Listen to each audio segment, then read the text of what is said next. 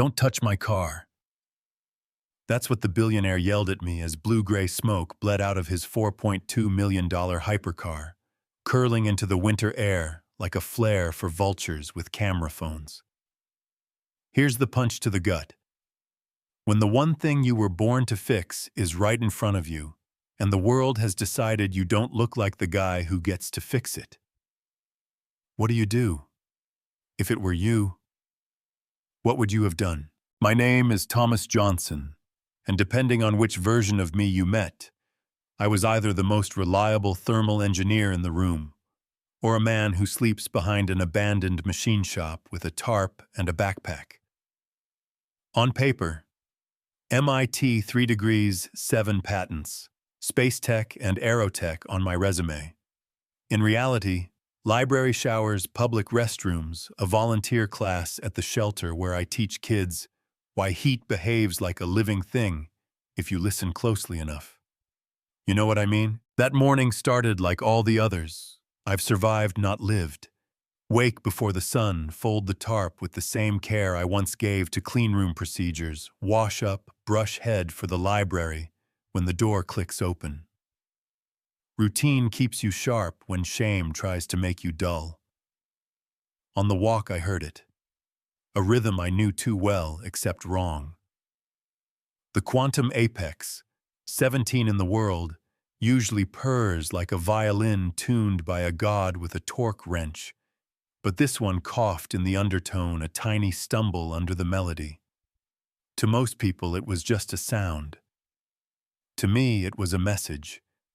Microfracture in the secondary loop of the quantum thrust cooling system, right where the original KD predicted stress convergence, exactly where I'd warned them years ago in a report called XT447. They didn't listen back then. Deadlines are louder than engineers. I turned the corner, and there it was. Candy red, gleaming under the gray sky, the engine bay exhaling thin blue-gray ribbons parked at the curb in the industrial district, like a celebrity refusing to admit it was bleeding. A small crowd had formed. Warehouse workers on lunch, a couple tech bros, a delivery driver holding his phone like a periscope. In the middle stood Anthony Wright, founder of Nexus Innovations, all jawline and controlled aggression thumb, pressing the edge of his phone the way a man presses a trigger he doesn't want to pull. Truth. I almost walked away. I've learned the choreography of being invisible. It keeps you safe. But that uneven whine, it wouldn't let me. I raised my hands to shoulder height, palms open, posture humble and clear, because sometimes survival is about how you enter a conversation. "Sir, I know what's wrong with your car," I said, and he didn't even look up, just stepped back from the vehicle like a macro he'd assigned to his mouth. I stayed calm, words steady, facts heavier than pride. "Your quantum thrust cooling system has a microfracture in the secondary loop. You've got 47 minutes before the thrust bearings scar. Replacement is $870,000 and an 11-week lead time, assuming you can get priority. If the leak hits critical temperature at the tertiary shield, you'll need a new engine core that's 3 months minimum." Heads turned.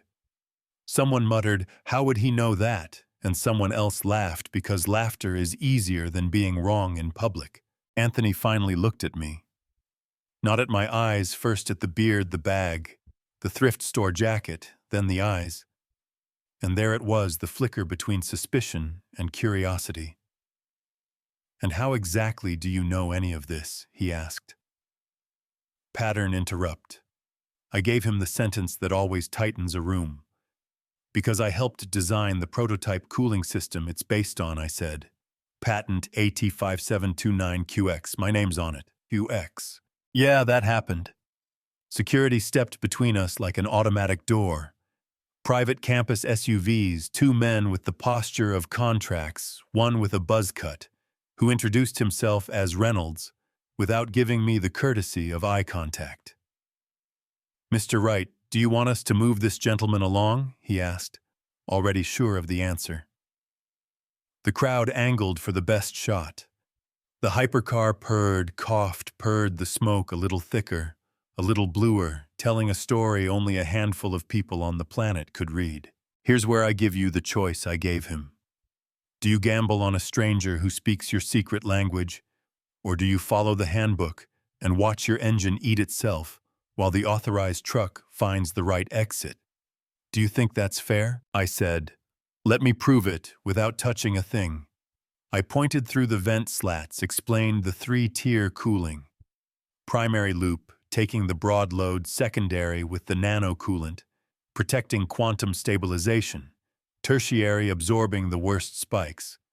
Then traced the invisible path where the secondary converges near the tertiary shield.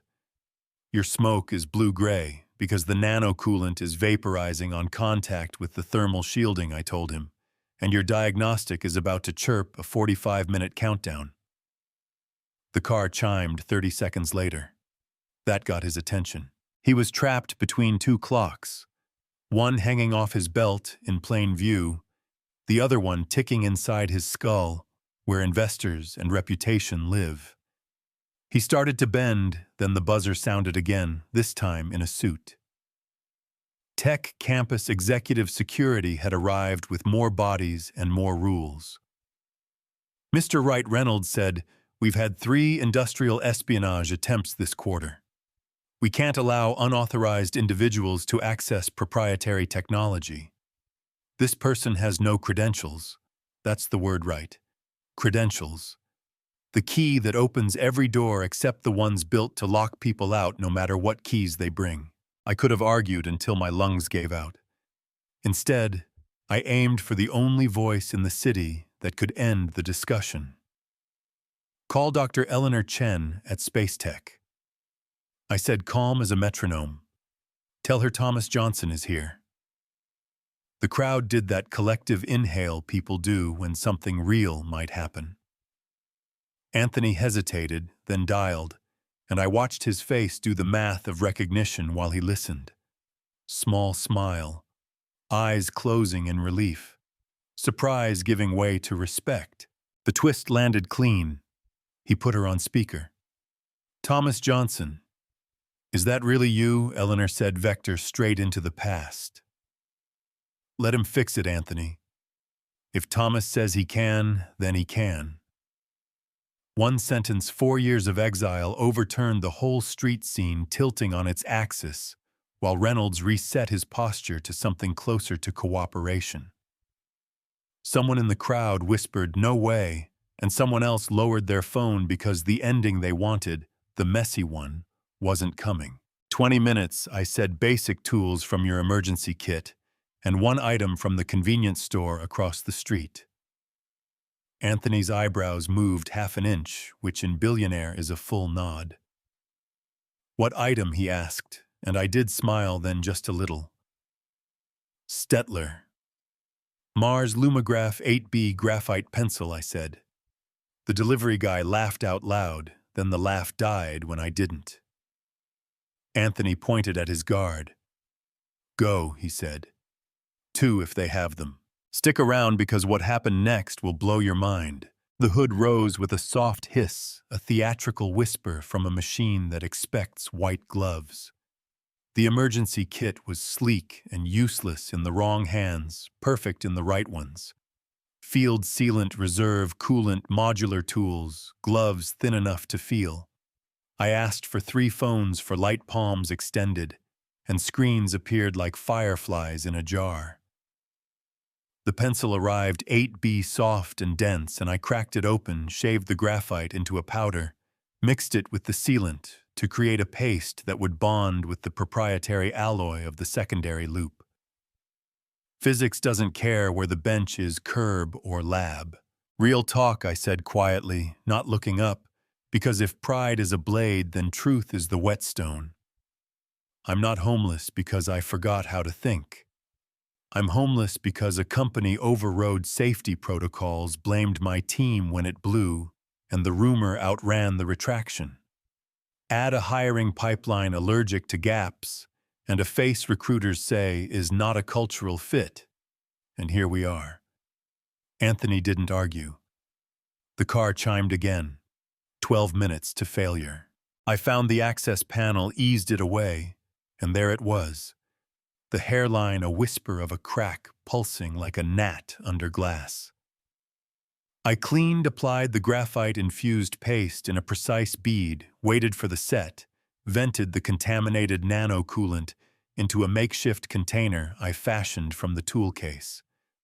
Iridescent, expensive, no room for waste. About 20,000 a liter, I said, matter of fact, will save around 60%. One of the guards actually whistled, then caught himself. I refilled from the reserve, not ideal for the secondary but safe enough to get him to service. Sealed the panel, tightened the fasteners, and stepped back. Start it. He froze. Small human moment in a life trained not to, then pressed the ignition. Nothing. Then everything. The rise, the modulation, the settling into that deep, predatory purr, and this time no smoke. The diagnostic flickered, then evened out. System stabilizing. Quantum thrust, cooling functional. Performance limited to 70%. Service recommended. Silence. Then the cheer. Not polite. Grateful, relieved, loud. Even Reynolds smiled, which I imagine his contract allowed in emergencies. Anthony offered his hand, and I took it not as a trophy, but as a truce. How long does it hold? He asked. 3 weeks under normal use, I said, but keep it under 70% until you swap the coolant and do a proper seal. He nodded, the kind that says he'll actually obey instructions. He could have left it at payment a ride, a thank you. He'd forget by next quarter. He didn't. I have an investor meeting in 90 minutes, he said. We're presenting a quantum computing thermal regulation system. I want your eyes on it. I glanced down at the jacket I'd slept in and raised an eyebrow. He made 2 calls, and 30 minutes later I was standing in a private room at Bespoke on 5th, a tailor pinning fabric that felt like competence. You might not need a suit to be an engineer, but sometimes you wear armor the world respects, so you can talk long enough to be heard. You know what I mean. Nexus headquarters was glass and hum, the temperature so perfectly controlled it felt like a joke. People stared, not at Anthony, at me, which said more about their day than my face. In the hall, an elegant woman in her 50s looked up and did a double-take. Thomas Johnson, she said. Sophia Reyes, CTO, eyes bright with the memory of a journal article. Your work on quantum thermal regulation was the leap we all needed. I shrugged. Long time ago. She shook her head. Not long in the life of an idea. The boardroom was a rectangle of money smiles, fixed pens, aligned eyes measuring. Anthony opened smooth, no mention of street miracles, just the deck, the roadmap, the promise. Then he turned and handed me the room without any training wheels. Thomas, he said, we'd love your thoughts. That sentence has killed lesser men. I listened through the whole pitch, because listening is the only way to earn the right to speak. Then stood by the whiteboard and drew. 3 issues that would bite them at scale. The thermal bottleneck, where node activity spikes microcavitation near the pump housing, wasting flow, a materials mismatch costing dollars without performance. I sketched remaps, suggested a micro-surface treatment, swapped the alloy for something cheaper that held integrity, ran the math with a pen like the numbers were my second language, because they are. Do this, I said, and you're looking at roughly 34% efficiency gain and lower manufacturing cost. Also, your uptime improves, which your customers will feel and your ops team will bless. Questions came in waves, serious, fair, ego wounded but curious. I answered what I could, said needs testing when it did, and Sophia jumped in like a partner. I'd always had challenging and building, not protective, not territorial. 2 hours later, the last investor who had planned to decrease their stake asked to increase it, and the room smelled less like fear and more like opportunity.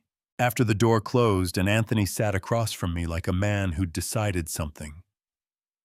"Consulting director." "Name your price," he said. I shook my head, not for drama, just because the truth didn't fit in the box. "I didn't crawl through 3 years of silence to be the miracle that fixes your deck," I told him. "There's a bigger leak. It isn't one engine.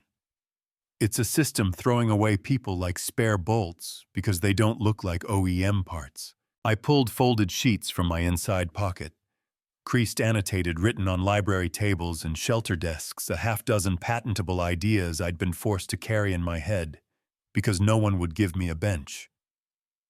He scanned them, eyes moving like they do when a mind finds a new gear. "This quantum neural network cooling approach. This is years ahead," he whispered. I had time to think, I said. "Now imagine if I wasn't the only one." Here's the proposal I put on his desk. An innovation center for talent recovery, not charity, not a PR campaign, a pipeline that finds the overlooked. The researcher who timed out of a grant cycle and took a night shift. Cleaning labs, the machinist who got replaced and taught himself computer vision from thrifted textbooks. The high school kid building prototypes out of cardboard and stubbornness. We give them access, lab space, mentorship. Then we feed their work back into companies ready to bet on outcomes instead of optics. Not a handout, a partnership. My patents form seed capital. His network opens the doors I can't open by myself. He didn't answer right away. He stared at a point in the glass, like he could see a different skyline. If he focused hard enough, then he stood and held out his hand a second time. This time not for thanks, for agreement. "Thomas," he said, "let's build it." And just like that, the curb repair became the small miracle, and the big one had a name, a budget, and a target opening month. Here's the part that's not neat. The manufacturer sent a letter dressing up control as safety, their legal team reminding us that only authorized repairs should be attempted on proprietary systems. I get it, really, but here's my question to you. When a monopoly on service is enforced in the name of protecting customers, and the result is fewer solutions, higher prices, longer delays, who is being protected? The owner of the broken thing, or the margins of the company that sold it? Do you think that's fair? Some people called our partnership a stunt. A billionaire trying to buy redemption, a homeless man getting his 15 minutes. Yeah, that happened. I'm fine with the skepticism. Healthy doubt is a cousin to good engineering. What I'm not fine with is a system that treats a gap on a resume like a crime scene and a thrift store jacket like a confession. Because genius doesn't care where you sleep. Access does. A small epilogue before I hand you the mic. 2 weeks later, we signed papers, called it the Visibility Lab, and filled the first cohort. A biomedical researcher who'd been cleaning offices after her grant ended, a displaced machinist who had drawn a pump redesign on a diner napkin, a high school senior who built a heat diffuser from scrap aluminum that fixed a problem my team had been pounding their heads against for months. They're not symbols. They're colleagues. When their designs ship, no one will ask for an origin story. They'll ask for the spec. I still walk past that convenience store some mornings. The clerk who sold us the 8B pencil leaned out and handed me another one for free. "For your next miracle," he said. I laughed and tucked it into my pocket like a talisman. Miracles aren't magic. They're the physics of people trusted at the right time with the right tools and a world brave enough to let them try. So here's where I put the question to you, because this story isn't finished until you answer it. If you were in Anthony's shoes, would you have stepped aside and let the guy with the backpack fix your hypercar? Or would you have waited for the authorized truck and watched the engine cross its own point of no return? If you were sitting in that investor meeting, would you back the idea because it works, or pass because the person pitching it doesn't fit the picture in your head? If you're a gatekeeper, which rule are you obeying that protects no one but a process? And which rule are you ready to break for a result that changes lives? If this hit a nerve, good. Nerves tell you something is still alive. Drop a comment and tell me where you're watching from. What part made you angry? What part cracked something open? Whether you think second chances are a debt we owe or a risk we earn. Share this with someone who's been underestimated, or with someone who does the underestimating and needs a mirror. Subscribe if you want more stories where the label impossible gets peeled off and thrown in the trash. And if you've got a story like mine, a sound you recognized when everyone else heard noise, send it because the next episode might be yours.